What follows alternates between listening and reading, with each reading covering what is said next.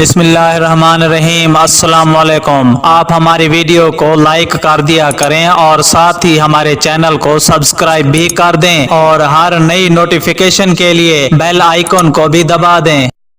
Trump نے افغان طالبان پر مکمل قوت سے حملہ کرنے کا اعلان کر دیا ہے۔ امریکی صدر کا کہنا ہے کہ پچھلے 4 دنوں میں پہلے سے زیادہ بھرپور طاقت سے دشمن کو نشانہ بنایا ہے اور یہ عمل جاری رہے گا۔ جوہری ہتھیاروں کے استعمال کی بات نہیں کر رہا، تاہم دشمن کے ساتھ وہ ہوگا جو کبھی نہیں ہوا۔ تفصیلات کے مطابق 9/11 حملوں کے 18 سال مکمل ہونے پر وائٹ ہاؤس میں منعقدہ تقریب سے خطاب کرتے ہوئے امریکی صدر ڈونلڈ ٹرمپ نے افغانستان میں پھر سے بھرپور قوت سے حملہ کرنے کا اعلان کیا ہے۔ امریکی صدر ڈونلڈ ٹرمپ نے افغان طالبان کو دھمکی دی ہے کہ جوہری ہتھیاروں کے استعمال کی بات نہیں کر رہا، تاہم دشمن کے ساتھ وہ ہوگا جو کبھی نہیں ہوا۔ ٹرمپ کا کہنا ہے کہ میں نے افغانستان حملے میں امریکی اہلکار کی ہلاکت کی خبر سنتے ہی وہ مذاکرات منسوخ کر دیے تھے۔ انہوں نے سمجھا تھا کہ اس حملے سے وہ اپنی طاقت ظاہر کریں گے، لیکن انہوں نے تو اپنی کمزوری ظاہر کی۔ ہم نے پچھلے 4 دنوں میں افغانستان میں پہلے سے زیادہ بھرپور طاقت سے دشمن کو نشانہ بنایا ہے اور یہ عمل جاری رہے گا۔ واضح رہے کہ امریکی صدر ڈونلڈ ٹرمپ ماضی میں بھی افغانستان میں ایٹم بم کا استعمال کرنے کی دھمکی دے چکے ہیں۔ دوسری جانب افغان طالبان نے امریکہ کی جانب سے مذاکرات منسوخ کیے جانے پر امریکہ کو خبردار کرتے ہوئے کہا ہے کہ مذاکرات کی منسوخی پر امریکہ پچھتائے گا کیونکہ اس نے غلطی کی ہے۔ ترجمان طالبان ذبیح اللہ مجاہد نے غیر ملکی خبر رساں ادارے الجزیرہ کو دیے گئے انٹرویو میں کہا ہے کہ افغانستان میں قیام امن کے لیے ان کے پاس جہاد اور مذاکرات کے علاوہ کوئی راستہ نہیں ہے۔ انہوں نے افغانستان میں جہاد جاری رکھنے کے عزم کا اعادہ کرتے ہوئے کہا ہے کہ اگر امریکہ مذاکرات کے لیے راضی نہیں تو وہ غیر ملکی فوجوں کے خلاف مسلح جنگ جاری رکھیں گے۔ طالبان کے ترجمان نے خبردار کیا ہے کہ مذاکرات کی منسوخی پر واشنگٹن پچھتائے گا۔ بات چیت ہو یا لڑائی، مقصد غیر ملکی افواج کو افغانستان سے نکالنا ہے۔